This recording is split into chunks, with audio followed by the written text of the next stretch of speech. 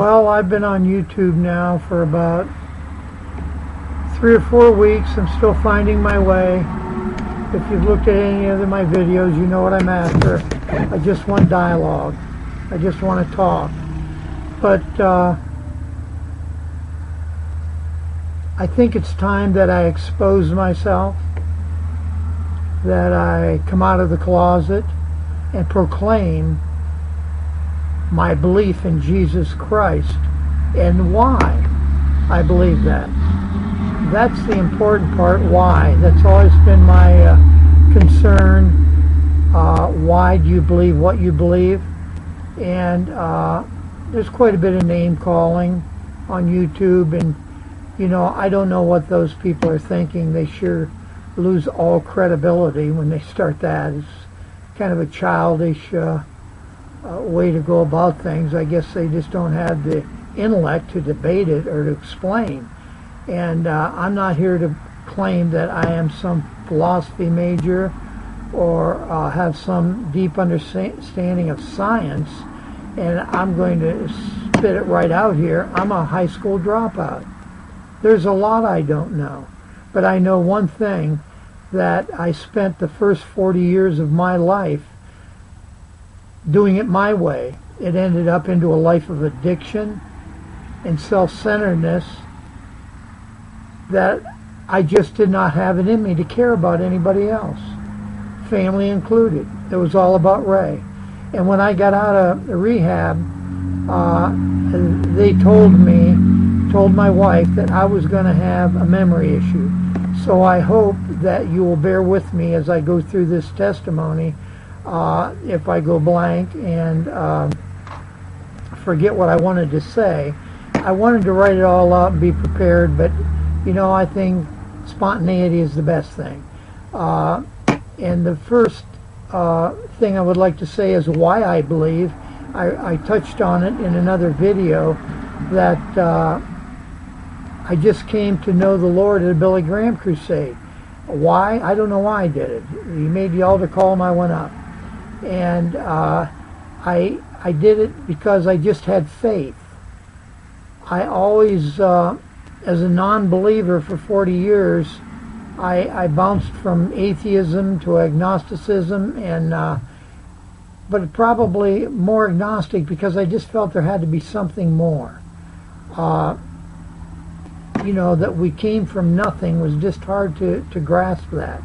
And I did have faith, and the faith grew into an evidential realm where I started finding things biblically that really made sense. I know people like to make fun of the Bible. It's a big fairy tale. And when they tell you how they read it, well, you have to do more than read it if you want to understand it. You have to study it, and it's been studied for hundreds of years, and there's still finding things that are new and undiscovered. And I would like to have a video possibly to, and maybe this is the one, I don't know. It depends if anybody wants to comment on this or not. What do you find worthy to substantiate your side of your belief system? If you're a Christian, is there things in the Bible that really stand out, or science, or what causes you to believe what you believe?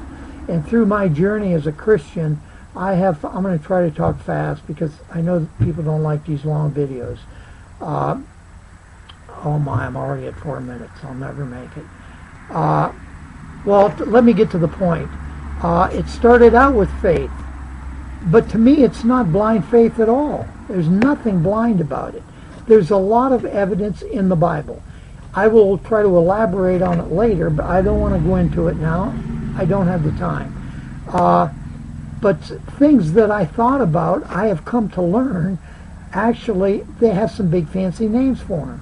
One of my, when I have doubt, the first thing I think of immediately after doubt creeps in, and it does, I think, well, I would have to believe in evolution.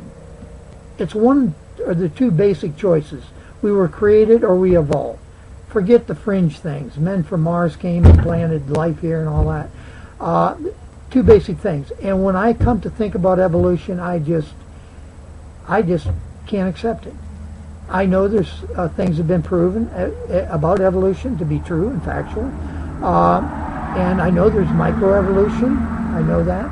And they say there's macro, but I've never known or been presented with any evidence where a dog turned into anything other than a dog. And they'll talk about the microorganisms and things like that. Hey, that's way beyond me. I can't comprehend that.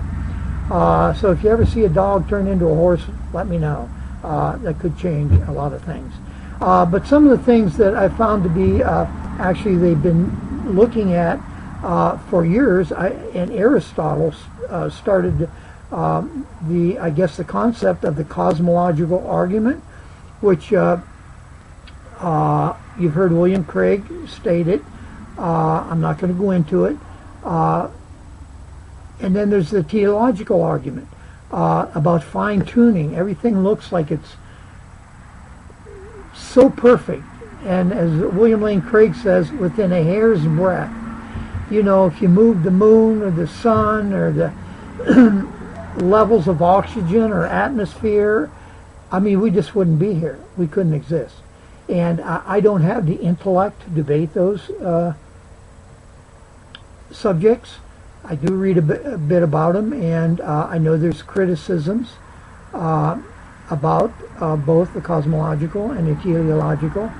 And I know Stephen Hawking has talked about the Big Bang, and the point is these PhDs can talk all they want, and I love to listen. My point here is I believe in Jesus Christ as my Lord and Savior because of biblical facts.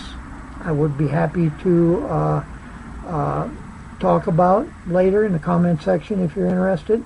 And I believe that the cosmological and teleological and some of them philosophical arguments from an uneducated person seem to make a lot of sense.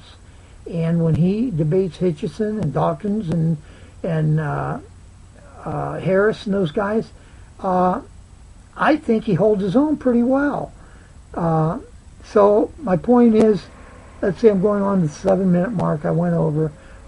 If you're interested in who I am and where my background is, I will try to put a link up in the corner here.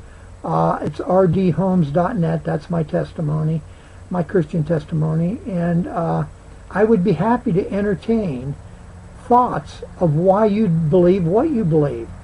I don't think we should ridicule each other at all.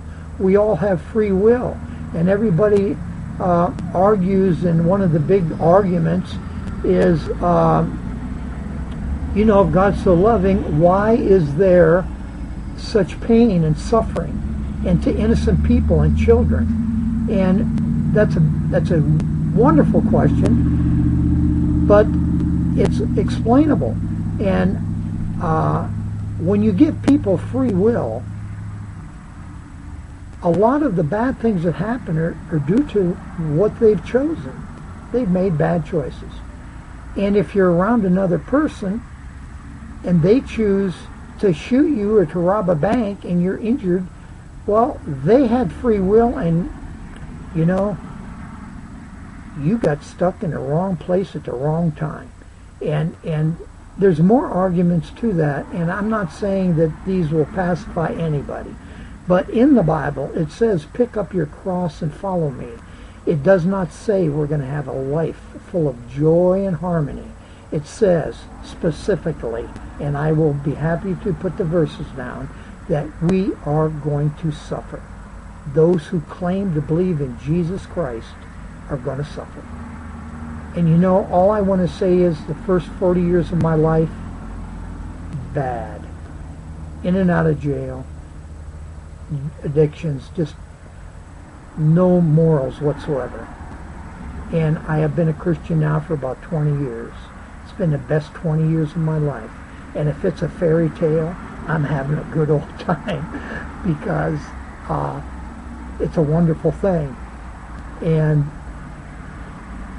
if you would only, you know, most people have heard of Pascal's wager, and I know there's Voltaire, he had an issue with that, and other people have.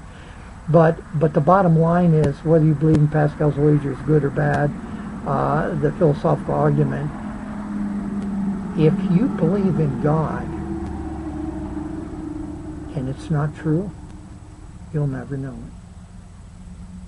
If you don't believe in God and it's true, sad to say, you're going to find out you made the biggest mistake of your life. What do you have to lose to just investigate? That's what I tell everybody who's not a believer that I know personally. This is the biggest decision of your life. I hope you made it intelligently with some investigation and not just listening to somebody blabbering around on what they believe. You need to not listen to me or anybody else. Do some of your own investigation and base your decision on what you believe to be true by the evidence. None of us know. None of us know for sure what happened before the Big Bang. Who started that? You know, there's all kind of theories and ideas and thoughts out there, but nobody really knows. And I've talked to atheists who are PhDs. They don't know either. They can speculate. But I just hope you will come here and make some comments, sincere, honest comments, whether you believe or not believe. It's okay. We have free choice. It's a wonderful thing. Choose wisely, my friend. Goodbye.